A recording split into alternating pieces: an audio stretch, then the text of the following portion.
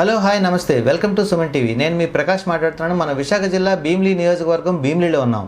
Machine green Bheemili welfare trust అనే పేరుతో ఒక బృహత్తరమైన కార్యక్రమాన్ని మన ఆదిత్య ముమ్మిడిశెట్టి గారు చేపడుతున్నారు. అసలు ఆ mission green Bheemili welfare trust ఏం చేస్తుంది, వాళ్ళు అసలు ఈ గ్రీన్ భీమిలి పేరుతో ఏం కార్యక్రమాలు చేపడుతున్నారు, దాని తాలూకా వివరాలు ఇప్పుడు మనం ఆయన అడిగి తెలుసుకుందాం. నమస్తే ఆదిత్య గారు, మీరు ఇప్పుడు మిషన్ గ్రీన్ భీమిలి ట్రస్ట్ ద్వారా ఏ కార్యక్రమాలు చేపడుతున్నారో ఏంటి మీరు వివరించండి. మిషన్ గ్రీన్ భీమిలి వెల్ఫేర్ ట్రస్ట్ని స్టార్ట్ చేసి సుమారుగా 5 సంవత్సరాలు అవుతుంది. ఈ 5 సంవత్సరాల్లో మనం కొండలపై అంటే భీమిలిలో ఎక్కువ ప్రాంతం అంటే సుమారుగా ఒక 300 నుంచి 400 ఎకరాలు కలిగిన ఒక పెద్ద కొండ ఉందన్నమాట. ఆ కొండ హుదూద్ టైంలో బాగా చెట్లు కొన్ని అక్కడక్కడ చెట్లు ఉండేవి, రాకీ ఏరియా ఎక్కువ ఉండేదన్నమాట. సో అవన్నీ హుదూద్కి అన్నీ నాశనం అయిపోయి ఆ తర్వాత నుంచి మన భీమిలిలో టెంపరేచర్స్ ఎక్కువగా పెరిగిపోవడం, తర్వాత హీట్ చాలా భీమిలిలో టెంపరేచర్స్ ఎవరు అంతగా ఎక్స్పెక్ట్ చేయరు అప్పట్లో. ఎందుకంటే ఇంతకు ముందంతా చాలా కూల్గా ఉండేదన్నమాట. భీమిలిని ఆంధ్ర ఊటీ అనే కూడా అనేవారు. సో ఆ పరిస్థితులు, ఆ పర్యావరణ పరిస్థితులు అవన్నీ కూడా ఇప్పుడు వాతావరణ పరిస్థితులు అన్నీ కూడా మారిపోయాయి ఇప్పుడు. సో అప్పుడు ఆలోచించి ఏం చేయాలి అని అనుకుంటే ముందు అన్నిటికన్నా అవసరమైనది ఏంటంటే మొక్కలు పెంచాలి అనే ఆలోచనతో ఈ మిషన్ గ్రీన్ భీమిలిని స్టార్ట్ చేసి అప్పటి నుంచి ఎలా పెంచాలి ఏంటి అనే ఆలోచన వచ్చేసరికి ఈ సీడ్స్ని కొండ మీద వేయాలి అంటే కింద ముందు పెంచితే చాలా ప్రాబ్లమ్స్ ఉన్నాయి. అంటే కరెంటు వైర్లని, తర్వాత రోడ్ల మీద ఇప్పుడు మనం గార్డ్స్ అని, ఇదంతా ఖర్చుతో కూడిన పని. ఇమీడియట్గా మనకి రావాలి అని అంటే కొండల మీద అడవిని అభివృద్ధి చేస్తే బాగుంటుంది అనే ఉద్దేశంతో మనం సీడ్ బాల్స్ కార్యక్రమం మొదట స్టార్ట్ చేసాం. రాకీ ఏరియా, కొండ ఏదైతే రాయి ప్రాంతం ఎక్కువగా ఉందో దాన్ని మొత్తం కవర్ చేయడానికి అక్కడక్కడ గడ్డి విత్తనాలు వేసాం అనమాట. ఫస్ట్ గడ్డి విత్తనాలతో స్టార్ట్ చేసి అలాగ ముందు గడ్డి పెంచిన తర్వాత అప్పుడు మనం వేసే విత్తనాలన్నీ అక్కడ నిలబడతాయనే అనే ఆలోచనతో ముందు గడ్డి విత్తనాలు వేయడం, దాని రిజల్ట్ ఒక సీజన్ తర్వాత ఇంకో రెండో సీజన్లోనే దాని రిజల్ట్ కనబడడం జరిగింది. ఆ తర్వాత మనం సీడ్స్ని రకరకాల సీడ్స్ని అంటే 36 రకాల సీడ్స్ని అంటే నేటివ్గా మనం ఉండేవి పాతవి మనకి వేప, చింత, రావి, నేరేడు, కానుగ, మద్ది, రేల ఇలాంటివి 34 రకాలు మనం ఎంచుకుని వీటి సీడ్స్ అన్నిటినీ కొన్నేమో కలెక్ట్ చేసాం, కొన్నేమో కోయంబత్తూరు నుంచి తెప్పించుకున్నాం. ఇవన్నీ కలిపి సీడ్ బాల్స్గా తయారు చేయడం ముందు స్టార్ట్ చేసాం అనమాట. 3 సీడ్ బాల్స్గా చేసి ట్రెక్కింగ్కి వెళ్ళేవాళ్ళం. అంటే ఈ season August, June, July, August, September టైంలో వర్షాలు ఎక్కువగా పడే టైంలో ఏంటంటే మనం ఈ సీడ్ పట్టుకొని కొండల మీద ట్రెక్కింగ్కి వెళ్ళి ఆ సీడ్ అంతా స్ప్రెడ్ చేయడం జరిగింది. అలాగా ఫస్ట్ ఇయర్ 50,000 సీడ్ బాల్స్. 2021లో ఏంటంటే ముందు ఈ సీడ్ బాల్స్ని 50,000 సీడ్ బాల్స్ని మొదటగా స్టార్ట్ చేసాం. దాని రిజల్ట్ కూడా బాగుంది. ఆ తర్వాత 2022లో 1,00,000 సీడ్ బాల్స్ని ప్లాన్ చేసాం. అది కూడా సక్సెస్ఫుల్గా జరిగింది. ఈ తర్వాత 23లో ఈ సీడ్ బాల్స్ కార్యక్రమంతో పాటుగా మియావాకీ టెక్నిక్ అనమాట. అంటే మియావాకీ టెక్నిక్ని కూడా యూజ్ చేసి ఒక కొండ మీద ఒక 20 సెంట్లు భూమిని మనం ప్లాన్ చేసుకొని 20 సెంట్ల భూమిలో 770 మొక్కలు నాటాం. అది కృష్ణా కాలనీ వెంకటేశ్వర స్వామి టెంపుల్ మీద ఉంటుంది, ఇప్పటికీ చూడొచ్చు.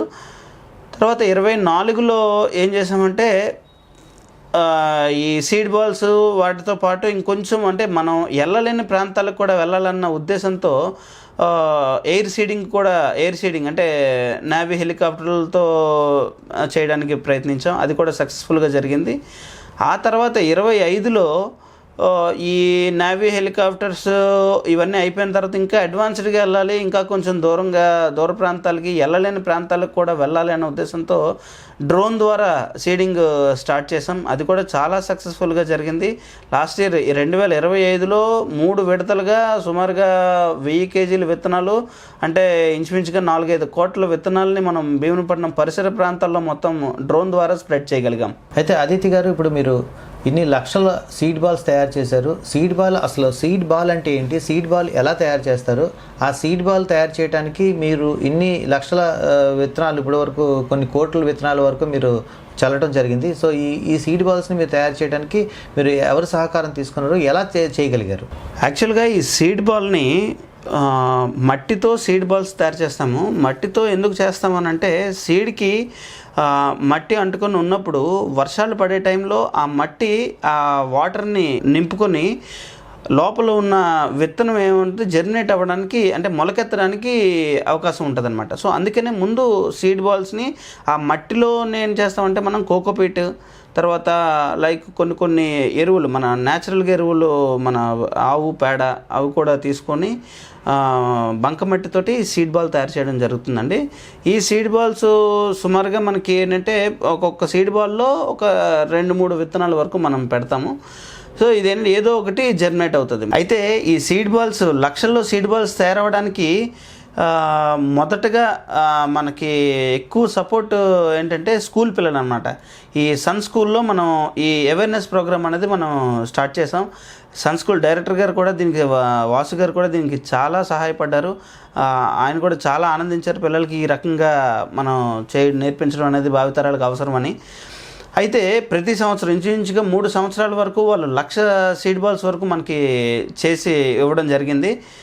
ఈ సీడ్ బాల్స్లో సీడ్స్ని మనం ప్రొక్యూర్ చేసుకోవడం, రకరకాల అంటే ఇప్పుడు పిల్లల్ని కూడా తీసుకెళ్ళి ఏ చెట్టు దగ్గర ఏ సీడ్స్ని మనం ప్రొక్యూర్ చేసాం అంటే లేఅవుట్లోని రోడ్డు మీద సంబంధించినవి మనం తింటున్న పళ్ళల్లో కూడా విత్తనాలు ఎలా సేకరించాలి అనే ఉద్దేశంతో అనే విషయాలన్నీ కూడా పిల్లలతో చెప్పి అవి సేకరించి వాటిని సీడ్ బాల్స్గా తయారు చేసి మనం కొండల మీద చల్లడం జరిగింది. అయితే ఆదిత్య గారు, ఇప్పుడు ఈ విత్తనాలు మనం చల్లాలంటే మీరు కొండ ప్రాంతాల్లో చల్లారు. కొండ ప్రాంతాలకి వెళ్ళాలంటే ట్రెక్కింగ్ చేయాలి. ట్రెక్కింగ్ చేయడం అంటే సాధారణ విషయం కాదు. ట్రెక్కింగ్ చేయాలంటే అక్కడ కొండ ప్రాంతం అనగానే చెట్లు, ముళ్ళు, తుప్పలు ఉంటాయి. అలాంటి ప్రాంతాల్లో మీరు ఎలా వెళ్ళి సీడ్ బాల్స్ని అక్కడ వేయగలిగారు? అసలు మీ టీం ఎంతమంది, మీకు ఎవరు సహకారం అందిస్తున్నారు, ఎలా చేయగలిగారు, ఎంతమంది మీరు కలిసి ట్రెక్కింగ్ చేశారు? ఈ ట్రెక్కింగ్ ఎక్స్పీరియన్స్ గురించి కొంచెం చెప్పండి. ఈ థాట్ వచ్చిన మొదటి నుంచి నాకు బాగా ఫ్రెండ్ వెంకటేష్ అని ఉన్నారు.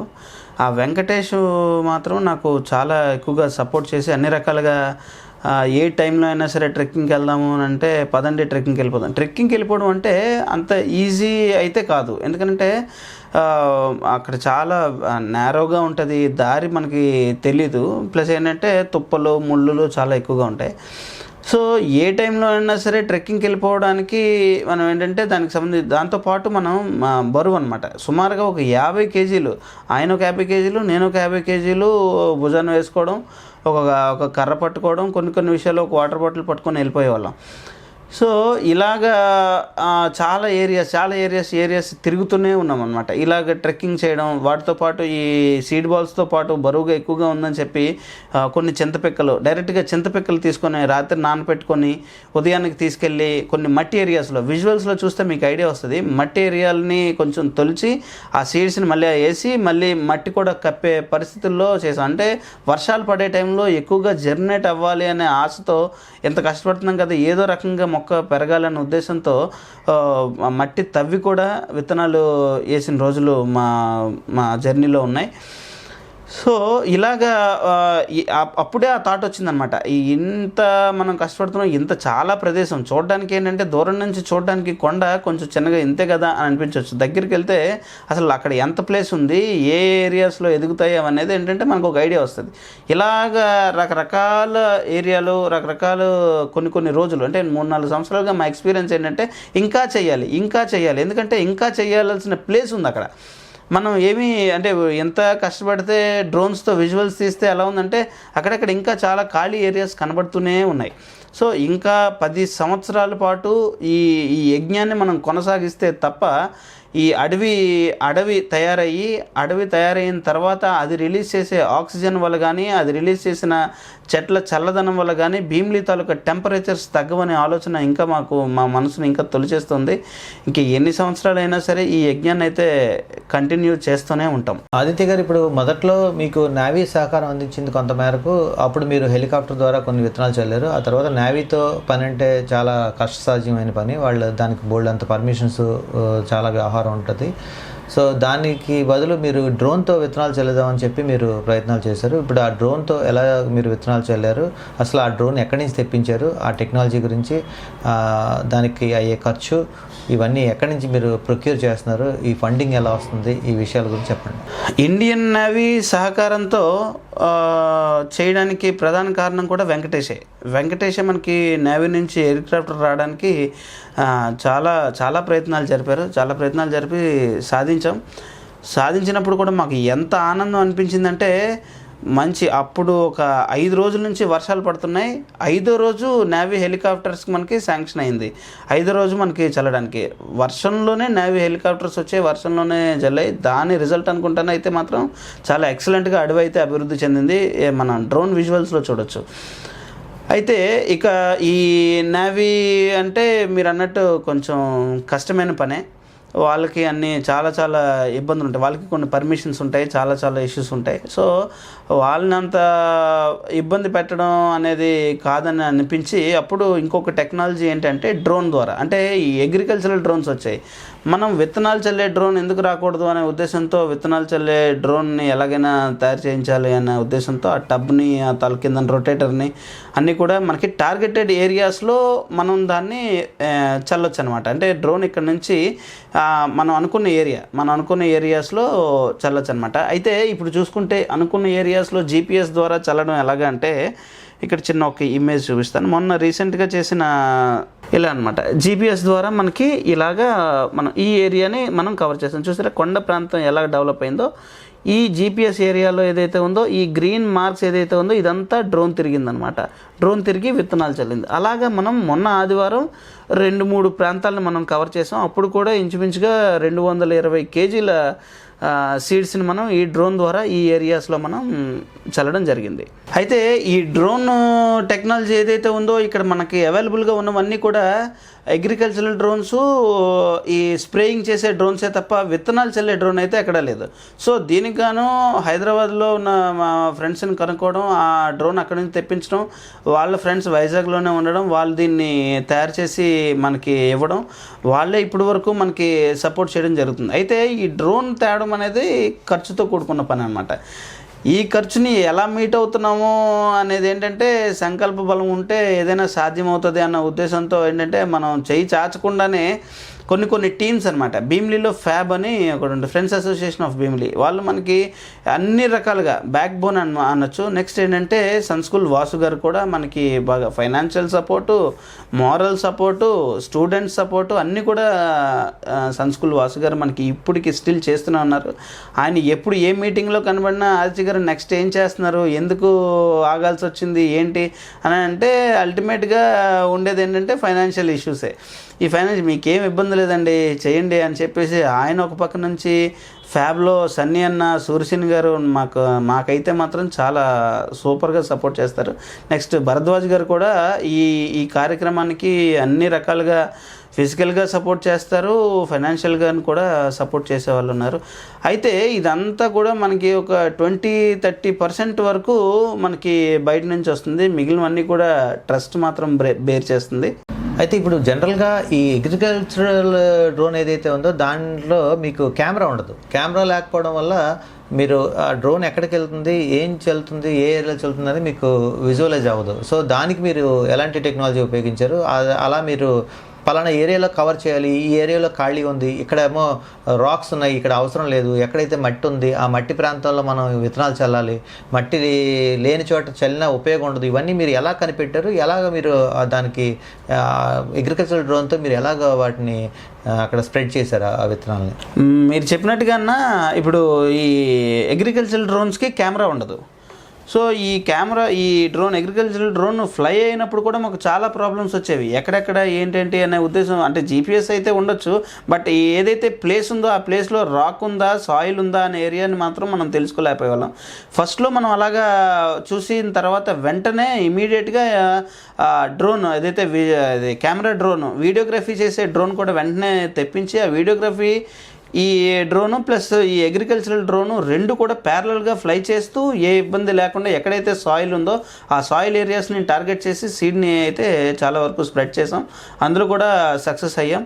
అవన్నీ కూడా మన విజువల్స్లో ఉన్నాయి. అవన్నీ కూడా క్లియర్గా విజువల్స్ చేసాం. అంటే అది వీడియోగ్రఫీ కెమెరా తేడం వల్ల మాకు 2 లాభాలు వచ్చాయి.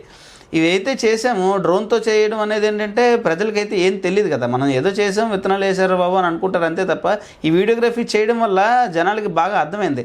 ఆహా ఇలా వేస్తున్నారా, ఆహా ఓకే ఇలాగా అవుతుందా అనేది జనంలో కూడా కొంచెం అవేర్నెస్ వచ్చింది.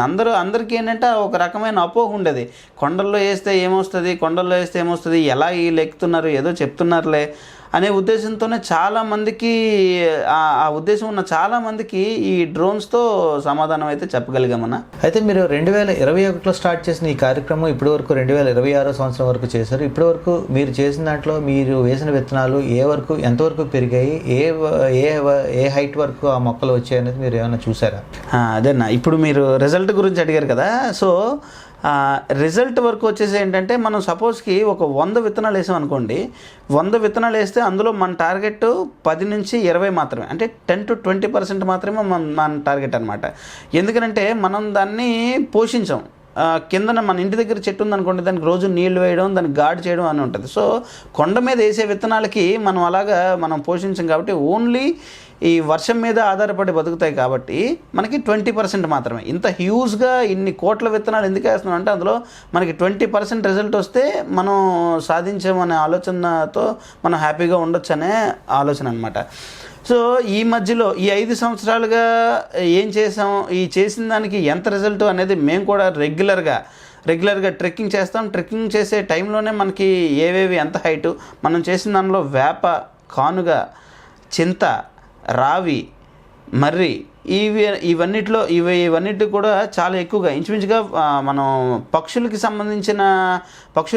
తినడానికి సంబంధించిన ఈ ఫల జాతులు కూడా మనం వేసాం, అంటే ఫ్రూట్ బేరింగ్ ట్రీస్ కూడా మనం వేసాం అనమాట. సో అవి కూడా బాగా రిజల్ట్ ఇచ్చాయి. ఇంచుమించుగా అవి 15 నుంచి 20 అడుగులు 15 అడుగుల మొక్కలు పెరిగైతే ఉన్నాయి ఈ 5 సంవత్సరాలుగా. తర్వాత రీసెంట్గా కొంతమంది మా ఫ్రెండ్స్ కూడా మొన్న ట్రెక్కింగ్ చేశారు.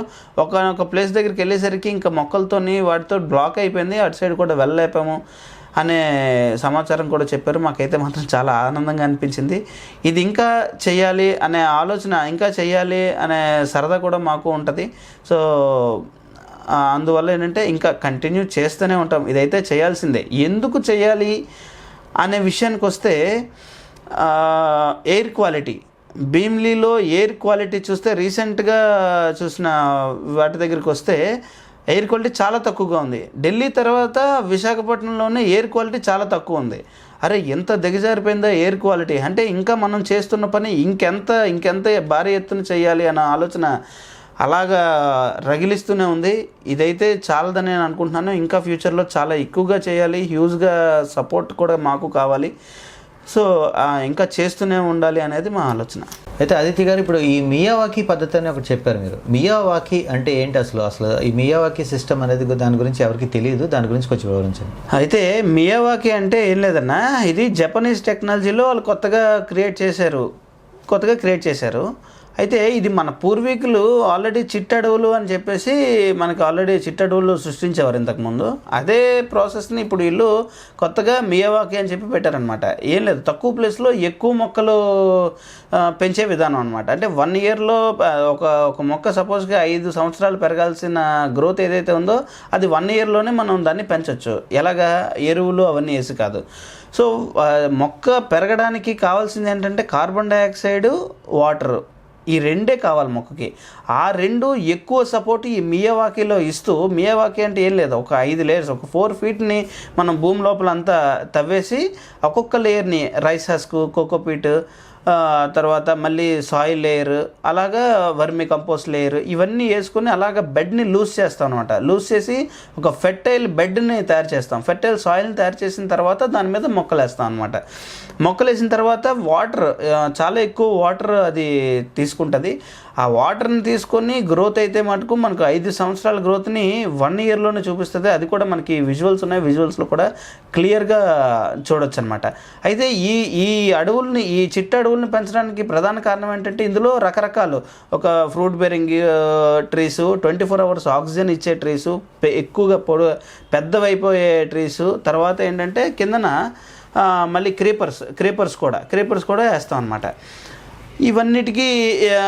ఇది ఎందుకునంటే ఈ అడవుల్లో పక్షులు పెరగడానికి కూడా ఈ పక్షులకు ఆవాసాలుగా ఏర్పడతాయి అనమాట. ఇప్పుడు ఎక్కడ పెద్ద పెద్ద వృక్షాలు ఏమీ లేవు, సో అంతా డిఫారెస్టేషన్ అయిపోతుంది కాబట్టి ఇందులో పక్షులు పెరగడానికి మనకి ఏమీ లేవు అనమాట. సో వాటికి కూడా ఇవి ఉపయోగపడతాయి అన్న ఆలోచనతో మియావాకీ ఫారెస్ట్ని ఒకటి మోడల్గా ప్లాన్ చేసాం. ఇంకా చాలా ఎక్కువ చేసే అవసరం ఎంతైనా ఉంది. చూశారు కదా, మనిషి బ్రతకాలంటే మనకి శ్వాస కావాలంటే ఆక్సిజన్ కావాలి. ఆక్సిజన్ ఎక్కడి నుంచి వస్తుందంటే మొక్కల నుంచి వస్తుంది. సో మొక్కలను పెంచడం ద్వారా మనకు కావాల్సిన ఆక్సిజన్ కూడా మనకి ఉత్పత్తి అవుతుంది, అలాగే పర్యావరణం కూడా పరిరక్షణ వస్తుంది, గ్లోబల్ వార్మింగ్ కూడా ఆపచ్చు. ఈ విధంగా ఈ మిషన్ గ్రీన్ భీమిలి వారు చేస్తున్న పనిని మనం అందరం ప్రోత్సహించాలి, వారికి మన సహకారాలు అందించాలని కోరుకుంటూ సెలవు తీసుకుంటున్నాం.